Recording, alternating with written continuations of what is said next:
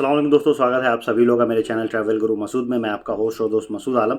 आज मैं जो है कुछ इन्फॉर्मेशन लेके आया हूँ सऊदी अरब के बारे में, आपके ट्रैवल के रिगार्डिंग कि अगर आप ट्रैवल कर रहे हैं तो उसमें जो है अलर्ट समझिए ये है कि कई लोग जो छुट्टी पे आके फिर वापस जाते हैं तो क्या होता है। मैं आप लोगों को जो है एक जो है काफ़ी इंपॉर्टेंट न्यूज़ आई हुई है और एक आदमी को वापस कर दिया गया है सऊदी एयरपोर्ट से। तो मैं इस इन्फॉर्मेशन के बारे में भी आप लोगों को विस्तार से बताऊँगा। सऊदी अरब में जो है जो टोबैको होता है, तंबाकू, सिगरेट, गुटखा, बीड़ी, पान जो अपन इधर बोलते हैं, वो सब चीज़ें वहाँ पे बैन कर दिया गया है। उसके बारे में भी आपको इन्फॉर्मेशन दूंगा आखिर किन के लिए बैन किया गया है। और भी सऊदी अरब के रिगार्डिंग ही कुछ खबरें रहेंगी जो मैं आप लोगों से शेयर करूंगा। एक कुवैत से बहुत दुख की खबर आ रही है, वो भी मैं आप लोगों से शेयर करूंगा। तो वीडियो की शुरुआत करता हूं। शुरुआत करने से पहले आप लोगों से गुजारिश करूंगा, मेरे चैनल पर नए हैं तो सब्सक्राइब कर लीजिए, वीडियो को दोस्तों में शेयर करिए, ऑल नोटिफिकेशन ऑन कर लीजिए। और आप ऑल नोटिफिकेशन ऑन करेंगे तो आपको मेरी सारी वीडियोज़ के नोटिफिकेशन सबसे पहले आएंगे और आप वीडियो मिस नहीं करेंगे। क्योंकि जो मेरे ये वीडियो रहते हैं गल्फ़ कंट्री में जो है उसके रिगार्डिंग, जो वहाँ पे लोग रहते हैं, जो कामगार रहते हैं, उनके लिए काफ़ी बेनिफिशियल न्यूज़ और अपडेट रहते हैं, या जो लोग जाना चाह रहे हैं। तो चलिए वीडियो की शुरुआत करता हूँ। शुरुआत में सबसे पहले जैसा कि मैंने आपको बताया स्टार्टिंग में कि एक आदमी को सऊदी अरब से वापस कर दिया गया। सऊदी अरब के एयरपोर्ट पे से 12 साल बाद वो सऊदी चला गया और वहाँ एयरपोर्ट से उसको डिपोर्ट कर दिया गया।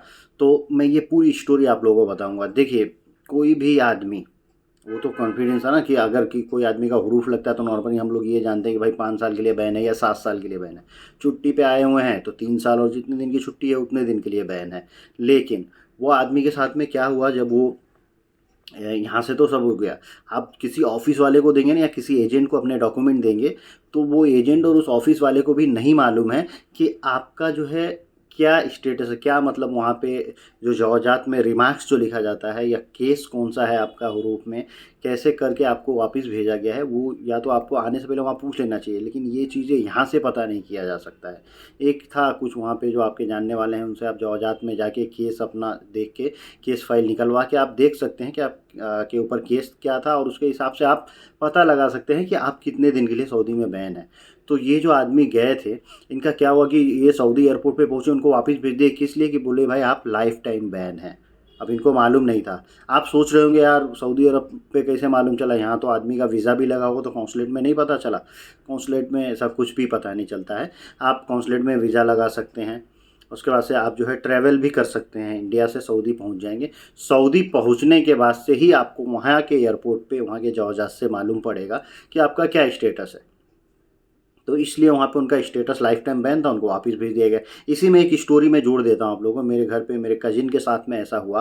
वो ये आदमी जो थे ना, ये भी जो है 12 साल बाद मतलब सऊदी गए, 12 साल इंडिया में रुके और ये कॉन्फिडेंट थे। ये इनकी स्टोरी बताया हूँ कि नहीं अभी तो कुछ नहीं। लोगों से भी पूछे होंगे, लोगों ने ये बताया होगा कि हरूफ भाई 5 साल 7 साल के लिए रहता है और फिंगर जो लगता है वो फिंगर हटा दिया जाता है।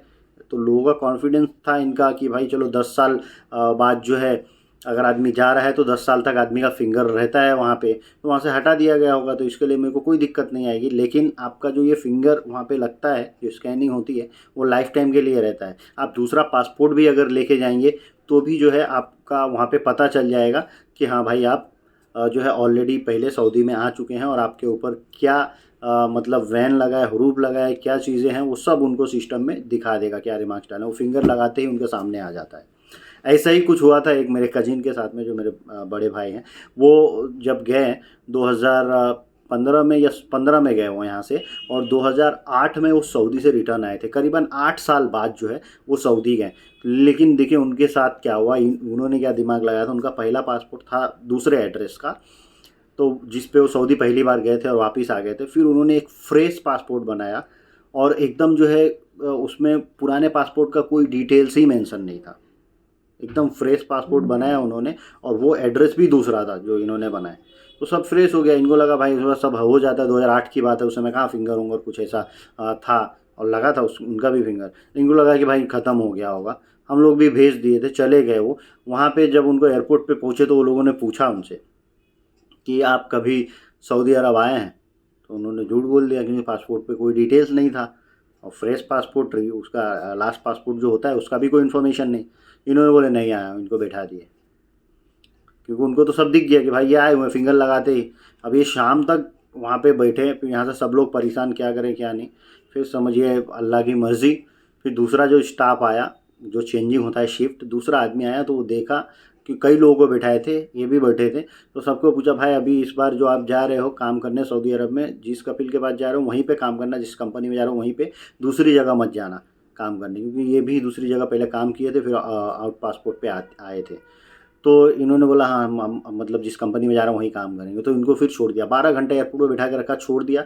पासपोर्ट भी इनका दूसरा था, लेकिन अल्लाह की मर्ज़ी, चलिए वो उनका हो गया, चले गए। लेकिन ये जो 12 साल बाद गए, इनका कुछ अलग रिमार्क्स होगा, वो भाग के काम कर रहे थे तो उनको वो लोगों ने समझा के छोड़ दिया भाई चले जाओ। और लेकिन जो है ये जो अभी जो 12 साल बाद गए, जो मैं आपको न्यूज़ शेयर किया, उनके साथ भी क्या रिमार्क्स होगा वो वहाँ पे ही दिखा होगा, या उनको फिर वो लोग बताए होंगे कि आप लाइफ टाइम बैन है, तभी उनको सऊदी में एंट्री नहीं मिली। तो देखिए ये कहानी सुनाने का मतलब क्या है आप लोगों को, कि जितने लोग सऊदी अरब जाते हैं ना, वहाँ से आ जाते हैं, हुरूफ लगा है क्या नहीं, पहले आप चेक करा लीजिए विदवत, या वहाँ से पूछ के आइए। नहीं तो आप जो है ना, देखिए एजेंट को भी ब्लेम नहीं कर सकते, वो भी मालूम नहीं कर पाएगा, कॉन्सुलेट मालूम नहीं कर पाता है तो एजेंट कहाँ से मालूम करेगा। कॉन्सुलेट के पास भी कोई इन्फॉर्मेशन नहीं देते, वो वीज़ा दिए, आप 10 साल 5 साल बाद हो गया है आपका सऊदी से आए हुए, तो आप वीज़ा लगवा सकते हैं, जा सकते हैं। लेकिन वहाँ पे आपको एयरपोर्ट पे जो स्थिति आपकी उस समय रही होगी जब आप रिटर्न आए होंगे, वो चीज़ें वो सब एयरपोर्ट पे ही मालूम पड़ता है, वहाँ पे जब आप पहुँचेंगे तब। तो वैसा ही इनके साथ हुआ और ये वापस आ गए।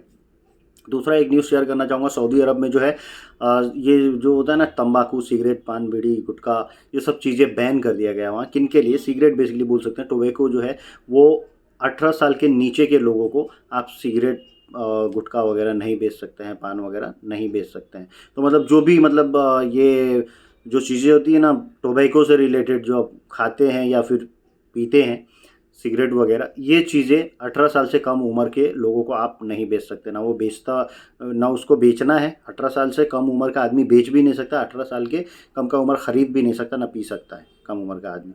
वो रूल, ये रूल जो है इंडिया में भी है, अभी वहाँ भी हो गया। वहाँ तो बहुत बहुत लोग सिगरेट पीते हैं, तो ये चीज़ें वहाँ पे बैन कर दिया गया है। अभी लास्ट कोल्ड ड्रिंक भी बैन किया गया था, जो बच्चे हैं उनको कोल्ड ड्रिंक नहीं पीने दे रहे हैं स्कूल में, वो चीज़ें बैन हो गई। एक बुरी खबर जो मैं आप लोगों से शेयर करूँगा ना, वो कुवैत से आ रहा है। एक 27 साल का आदमी वहाँ पे कुवैत में अपने रूम में जो है ना पंखे से फांसी लगा के मर गया। तो जब उसकी इंक्वायरी हुई और उसके दोस्तों से पूछा गया, तो वो लोग बताए कि डिप्रेशन का शिकार था, घर पे कुछ प्रॉब्लम थी, कुछ पैसे की प्रॉब्लम थी, तो इसके वजह से ये आदमी डिप्रेशन में था, टेंशन में था, और कुछ ऐसा मतलब हुआ होगा।